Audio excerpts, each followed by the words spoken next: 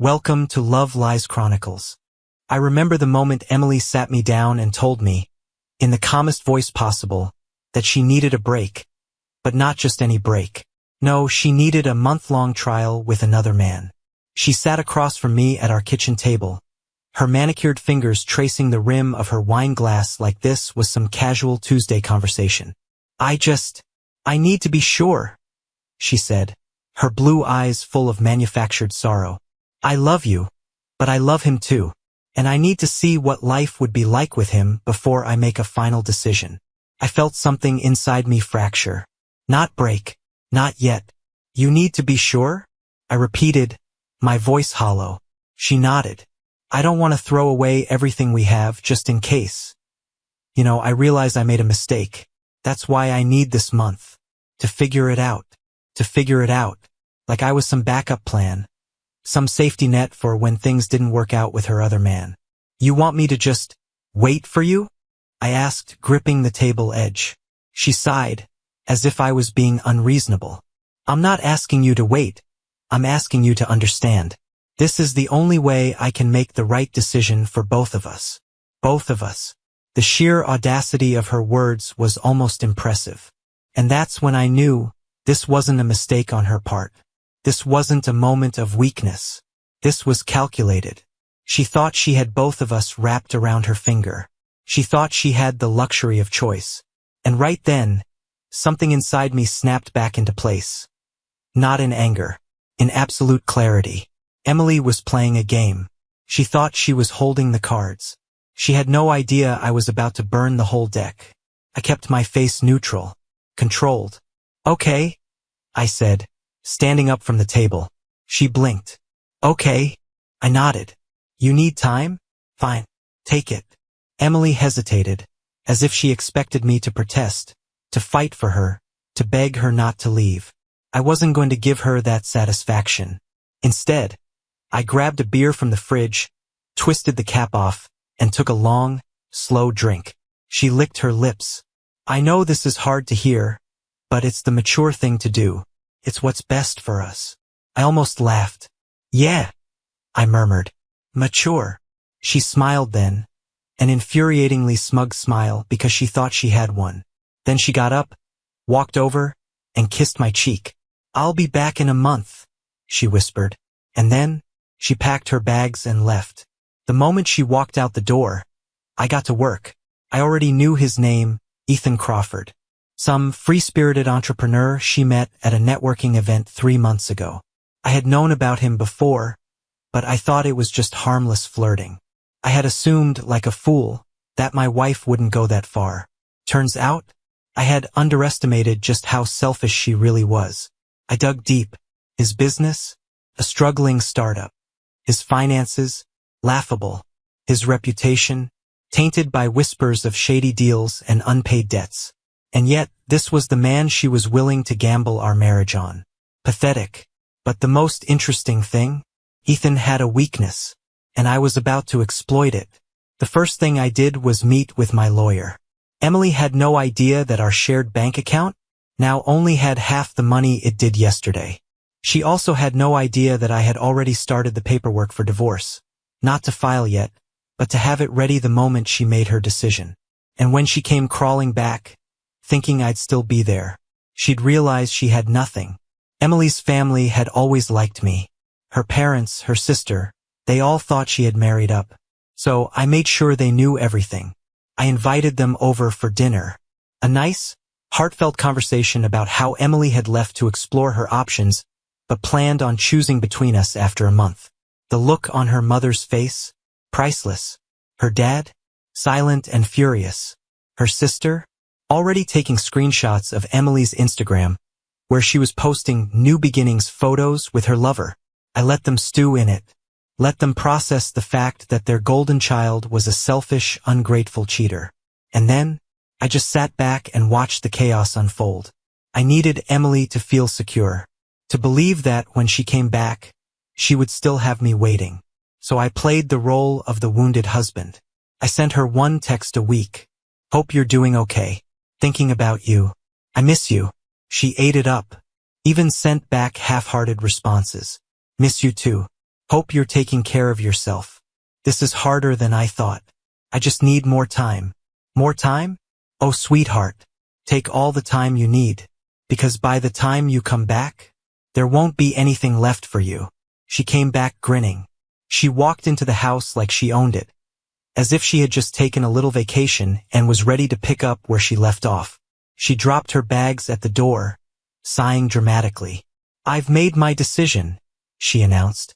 I leaned back on the couch, swirling a glass of bourbon in my hand. Oh, I mused. And what's that? She smiled. So confident, so sure.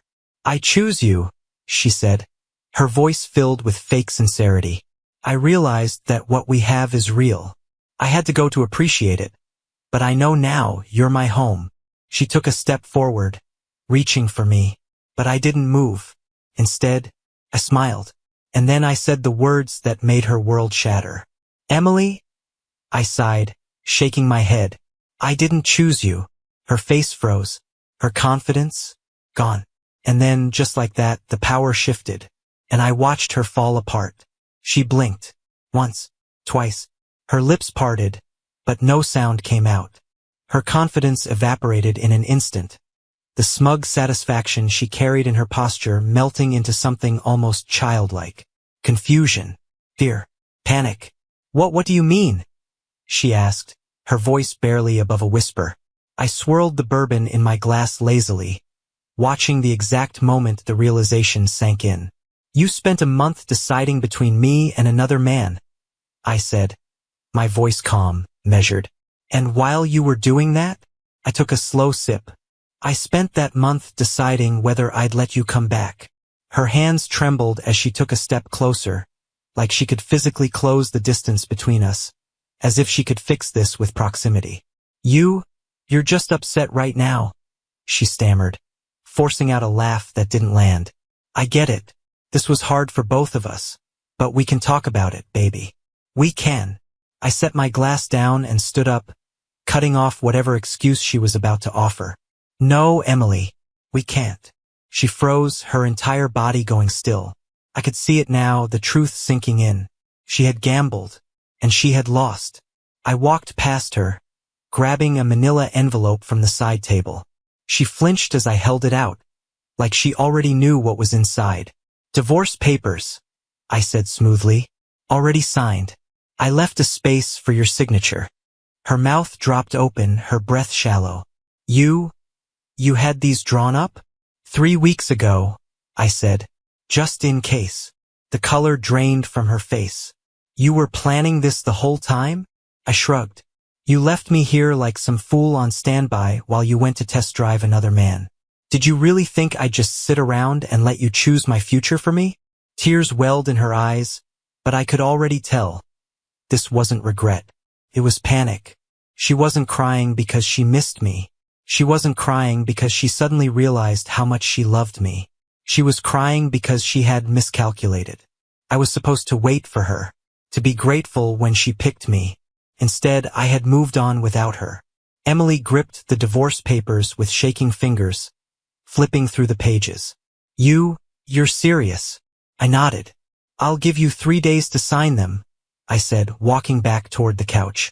After that, I'll file them anyway. You won't get a dime, Emily. I made sure of that. Her head snapped up, panic flashing in her eyes. What do you mean I won't get anything? I smirked. She was finally asking the right questions. She didn't know. She had no idea what I'd done while she was off playing house with Ethan. Emily assumed that she could walk back into her old life, slide back into our marriage, and everything would be waiting exactly as she left it. But she had underestimated me. The first thing I did after she left was protect my assets. Our shared bank account, cut in half. She had access to a separate account for her own expenses, but she didn't know that all the big money, our investments, our savings, everything that mattered, had been moved to an account she couldn't touch. The house? Still mine. She had assumed that if we divorced, she'd get half of everything, maybe even more. But she forgot one crucial detail, the prenup. When we first got married, she had fought me on it. Why do we need a prenup? She had whined. You don't think we're going to last? But I was smart. I told her it was just a precaution. She rolled her eyes and signed it anyway. And now that single piece of paper was about to ruin her life. Her hands tightened around the documents, her chest rising and falling in quick, uneven breaths. "No," she whispered, shaking her head. "No, you can't just leave me with nothing." I leaned back in my chair, watching the desperation seep into her face. "Why not?" I asked casually. Her lip quivered. I made a mistake, okay? But it was just a trial. I just needed to be sure." "You needed to be sure?" I scoffed. "Emily, do you even hear yourself? You walked out on our marriage. You spent an entire month sleeping in another man's bed. And now you want me to just forget about it." She flinched. I could see it now. The helplessness. The realization that she had nothing left to bargain with. "You don't get to decide what happens now," I continued, my voice calm, almost bored. "You lost that privilege the moment you walked out of this house. You don't get to come back and play the devoted wife just because things didn't work out with your boyfriend."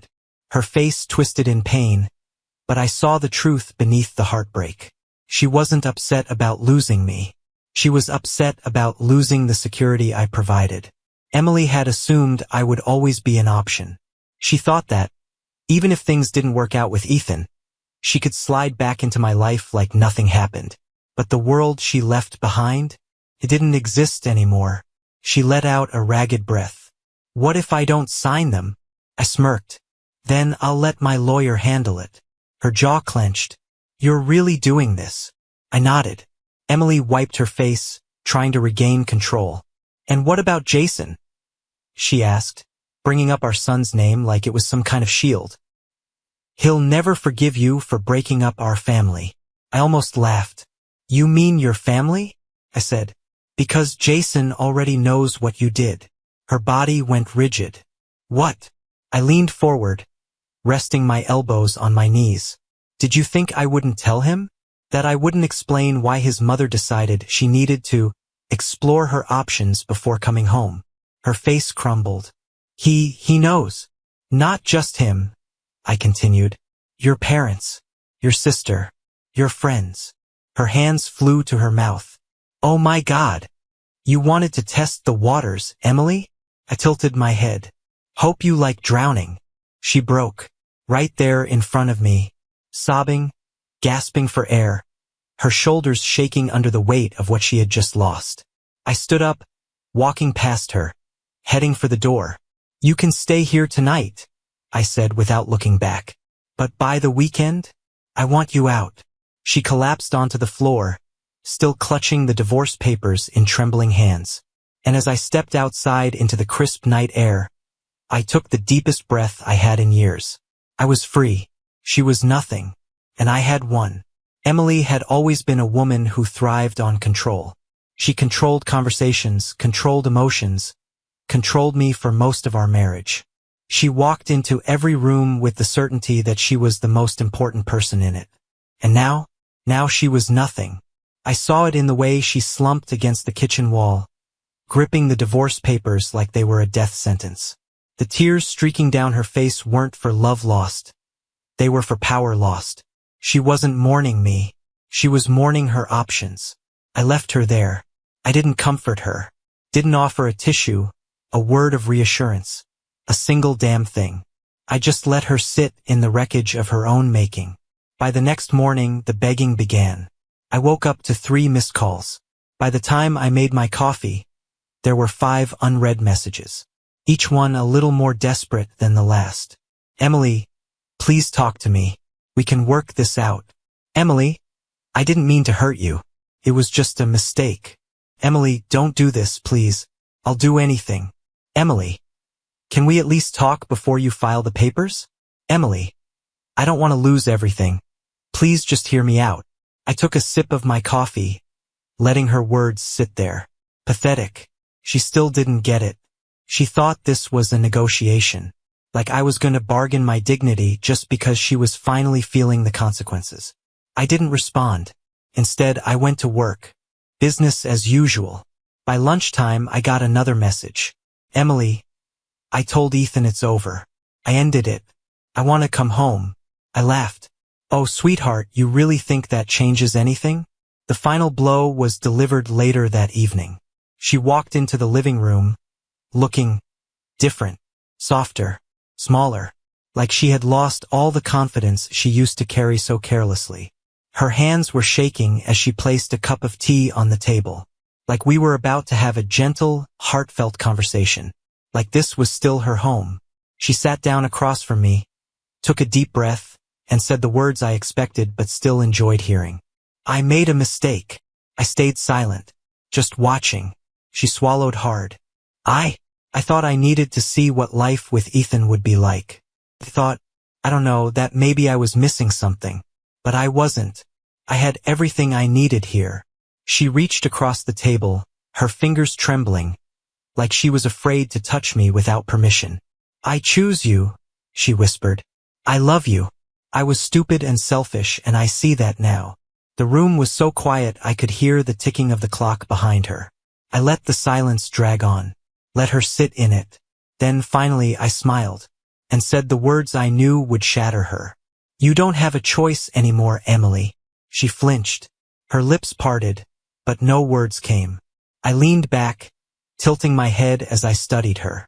You're acting like you're giving me a gift, I said smoothly. Like I should be grateful you're choosing me after spending a month in another man's bed. Tears welled in her eyes. It wasn't like that. I cut her off with a laugh. Emily, do you think I care what it was like? I shook my head. You don't get to choose me. I am not an option. I am not some second-place prize because the guy you left for turned out to be a disappointment. She gasped. Her breath hitched. No, I said firmly. No more excuses. No more justifications. You thought you could put me on hold while you ran off and had your fun. And now that you realize you lost, you expect me to just take you back. She was fully crying now. Not the manipulative tears she used to pull. These were real, because for the first time in her life, she wasn't in control. I can be better, she whispered, voice cracking. I can fix this. I stood up. Her whole body tensed, like she was preparing for a final decision. And I gave her one. You have 3 days to pack your things and leave, she sagged. A full-body collapse of someone who just realized they lost everything. Jason came home from his shift at the auto shop later that night. I told him everything, not just about Emily leaving, but about how she tried to crawl back like nothing happened. He didn't even look surprised. He just nodded. She really thought you'd wait for her? I chuckled. She did. Jason shook his head, then smirked. Damn, she really doesn't know you at all. No, I agreed, pouring myself another drink. She doesn't. Jason clapped a hand on my shoulder.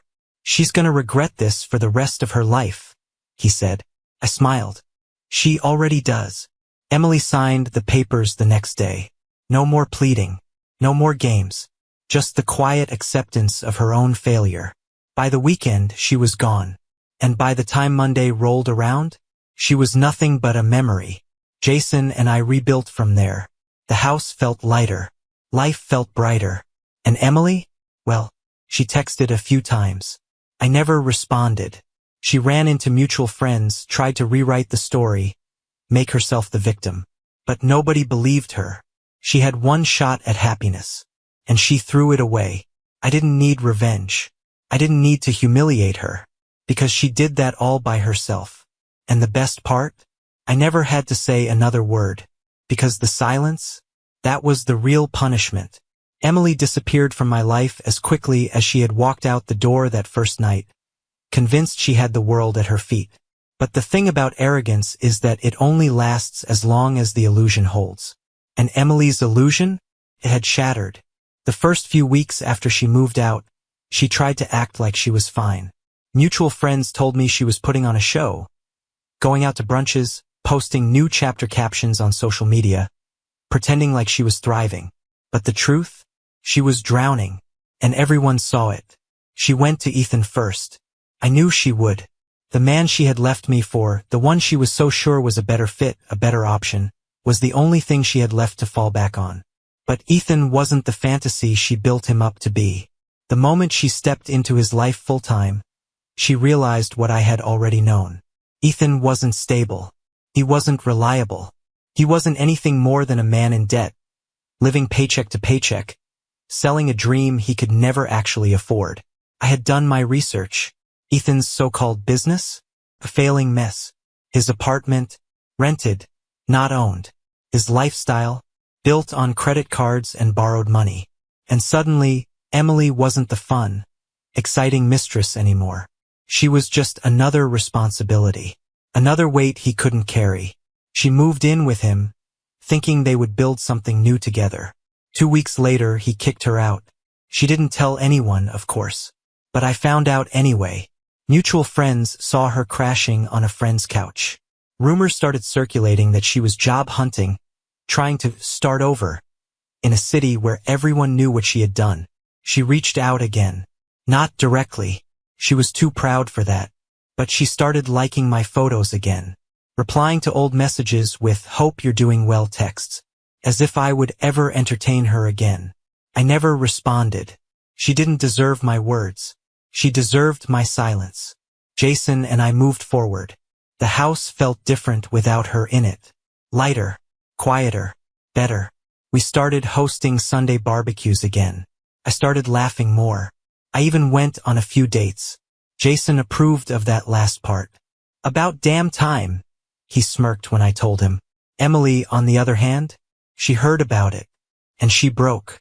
One night, after months of radio silence, she called. Not a text. Not an email. A real call. I saw her name flash on my screen and almost let it go to voicemail. But then I picked up. Not because I cared. Because I wanted to hear her voice one last time. She was crying before I even said hello. I just needed to hear your voice, she choked out. I don't know why I did what I did. I don't know what I was thinking. I let her ramble. Let her pour out the regret she had been bottling up for months. I miss you, she whispered. I miss us. I smiled. The kind of cold, knowing smile she couldn't see. No, you don't, I said simply. She went quiet. She knew I was right. She didn't miss me. She missed the life I gave her. She missed the stability, the security. She missed having a man who actually had his life together. But she didn't miss me, because if she had, she never would have left in the first place. I let the silence sit there. Then finally I ended it. I have to go, Emily. Her breath hitched. Wait. I hung up. And that was the last time we ever spoke. Emily faded into the background of my life, a ghost of a mistake I would never make again. I built something new. I met someone better, someone who didn't treat me like an option, someone who knew that love wasn't about testing waters or keeping backups. It was about respect. Jason grew into a stronger man because of this. He learned what I learned, that when someone shows you who they really are, you believe them. And Emily? Well, she spent years trying to fix her image, but no one ever really forgot. She wasn't the golden girl anymore. She was just the woman who lost everything because she thought she was too good to hold on to what she had. And me? I didn't regret a damn thing, because in the end, she thought she was choosing between two men. She didn't realize we both moved on without her. And that was the real punishment. Dear listeners, please share your thoughts in the comments, and do not forget to like, share, and subscribe to the channel.